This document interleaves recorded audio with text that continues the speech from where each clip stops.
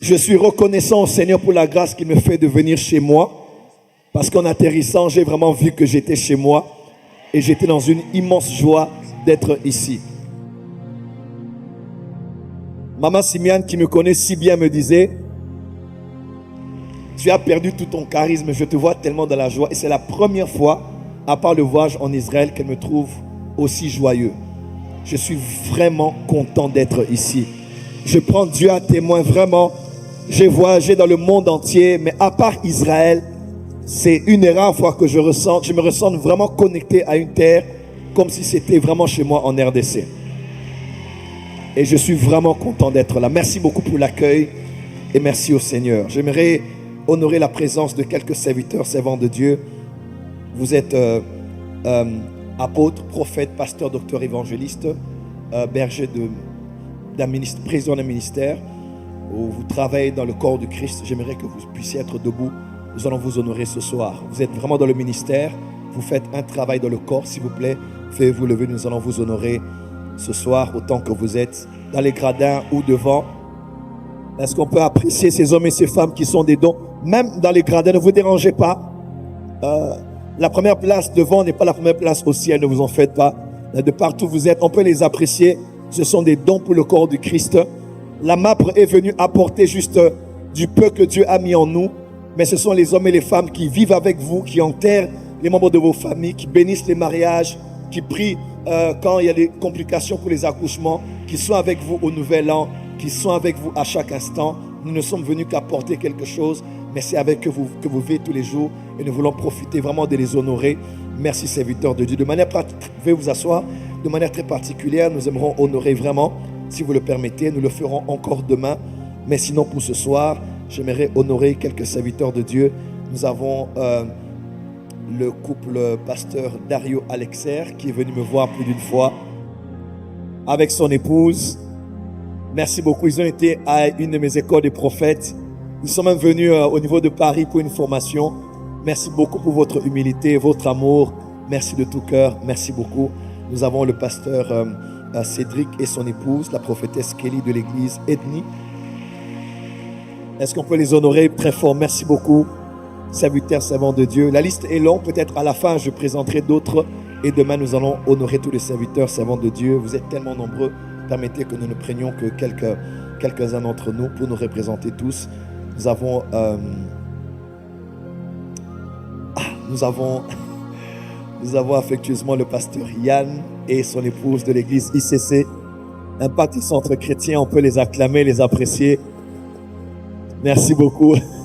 Nous nous sommes vus avec le pasteur Yann au programme du Bishop Dag récemment, il y a quelques semaines, à la Cité Royale. Et merci beaucoup d'être venu. Vous voir, c'est voir l'apôtre Yvon Castanou. Vous voir, c'est voir l'apôtre Yves Castanou. C'est voir toute la grande famille ICC qui est aussi la nôtre aujourd'hui. Merci de tout cœur de s'être déplacé. Je sais que c'est pas facile d'avoir les pasteurs, surtout pas samedi soir.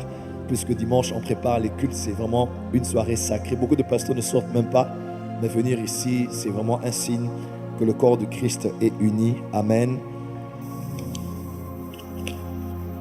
Il a plu au Seigneur de nous appeler au ministère prophétique il y a de cela plus de 20 ans maintenant. Que Dieu nous a confirmé que nous étions prophètes dans le corps du Christ.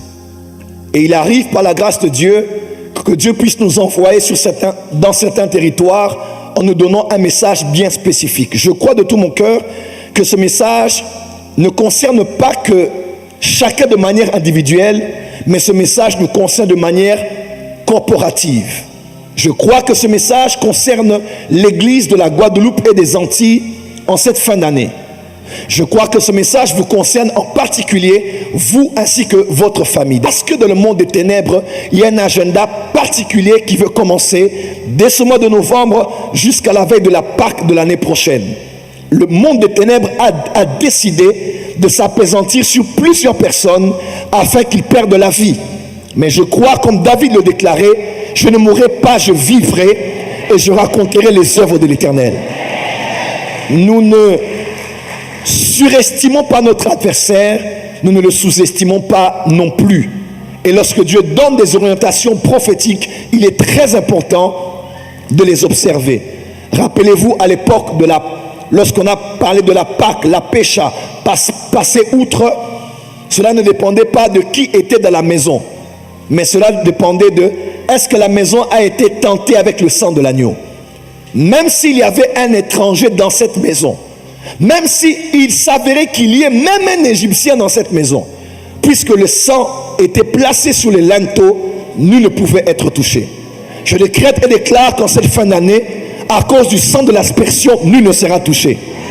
Vous allez finir cette année ensemble en famille et nul ne restera dans l'histoire de 2025 comme ayant été enterré. Vous allez traverser 2025 à 2026.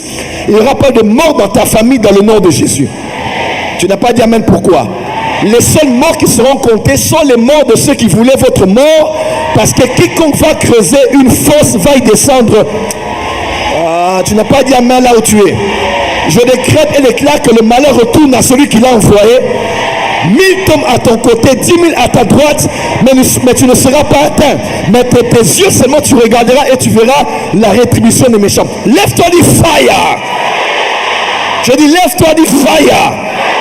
Judas a vendu Jésus pour que Jésus meure, mais Judas est mort avant Jésus. Je décrète et déclare que tous ceux qui voulaient ta mort vont mourir avant toi. Toi, tu mourras d'une heureuse vieillesse après avoir palpé et mangé les bontés et la fidélité de l'Éternel. Donne high five à ton voisin, dis je n'ai pas rendez-vous avec la mort. Dis à ton voisin, j'ai la longévité. Dis à ton voisin, j'ai la longue vie. Au nom de... Assieds-toi et acclame et assieds-toi sous la tête des sorciers de ta famille. Le mystère des portes du séjour des morts. Puisque je parle de l'église, écoutez-moi très bien, puisque je parle de l'église, E-G-L-I-S-E, vous le savez aussi bien que moi, il existe deux concepts lorsqu'on parle de l'église. Il y a l'église universelle qu'on appelle l'église corps du Christ, ainsi que l'église locale. La première fois, d'ailleurs, que Jésus parle de la terminologie église, ecclésia en grec, Jésus en parlait dans un contexte très particulier. Il pose la question à ses disciples en ces termes, en leur disant, qui dit-on que je suis? Moi, le Fils de l'homme. Les uns les autres disaient, rapportaient les réponses du public. Et Jésus pose la question, et Pierre répond clairement en disant, tu es le Fils de Dieu et tu es le Christ. Et Jésus répond en disant, ce n'est ni la chair et le sang qui t'ont révélé ces choses, mais c'est mon Père qui est dans les cieux. Ma prière cette fin d'année est que la chair et le sang ne te dirigent pas, mais que l'Esprit du Père qui est sur la terre puisse te diriger en toutes choses au nom de Jésus. Et Jésus dit, tu es Pierre, et sur cette pierre, je bâtirai mon ecclésia. C'était la première fois que Jésus parle et mentionne le terme ecclésia, un terme connu en politique et même dans le sens religieux. Tout le monde savait à l'époque, ses contemporains, de quoi il s'agissait quand on parlait de ecclésia. Dis avec moi ecclésia. Mais cela n'est pas le sujet du jour. Jésus a dit, en prophétisant sur la venue de cette église, Jésus a dit ceci et clairement, il dit, tu es Pierre et sur cette pierre je bâtirai mon église et les portes du séjour des morts ne prévaudront point contre elle. La première fois que Jésus parle de l'église corps du Christ, parce que dans Matthieu 18, 2 chapitres après, il parle maintenant de l'église comme étant l'église locale, de la communauté des saints. Mais dans Matthieu 17, quand il parle ainsi, il dit, et les portes du séjour des morts ne prévaudront point contre elle. La première fois que Jésus parle de l'ecclésia, il fait un parallèle avec le combat spirituel. On ne peut pas parler d'église sans avoir en tête la notion du combat spirituel. Il existe un combat qui se passe dans le monde spirituel. C'est ainsi que nous, les pasteurs, nous devons faire quitter les fidèles dans le camp des brebis pour faire d'eux finalement des soldats.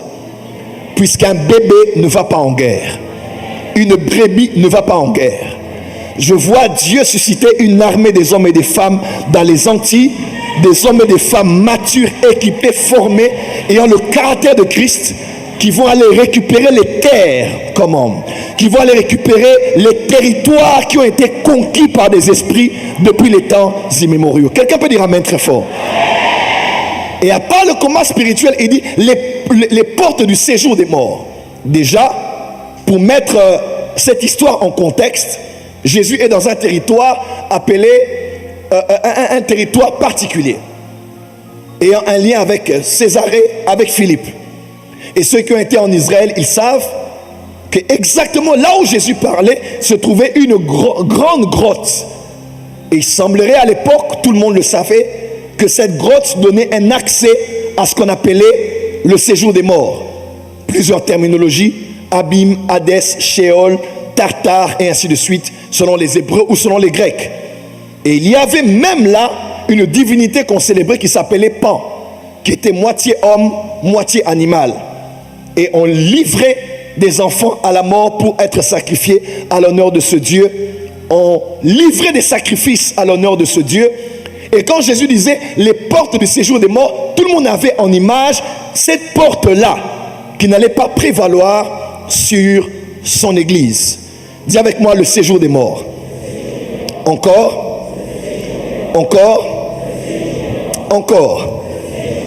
Vous le savez avec moi, bougez un peu les pieds sur la terre où vous êtes. Voilà. Là où vous êtes exactement, c'est ce qu'on appelle le sec.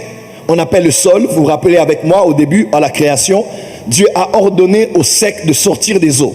Et le sec est venu. Et nous posons nos pieds sur le sec qui est sorti des eaux. Quelqu'un peut dire amen? Et de là où nous sommes, c'est ce qu'on appelle le séjour des vivants. Vous et moi sommes vivants et nous séjournons sur la terre, appelé autrement le séjour des vivants. Si sur la terre est identifié comme le séjour des vivants, sous la terre est identifié comme le séjour des morts. Depuis quand les hommes savent qu'il faut enterrer les hommes 6 pieds sous terre lorsqu'ils ont rendu l'âme?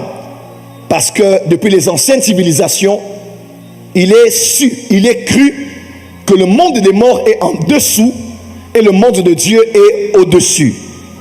Et c'est biblique. Quelqu'un peut dire amen? Dis à ton voisin, c'est biblique. Dis à ton voisin le séjour de vivants et le séjour des morts. Dis à ton voisin le séjour des vivants et le séjour des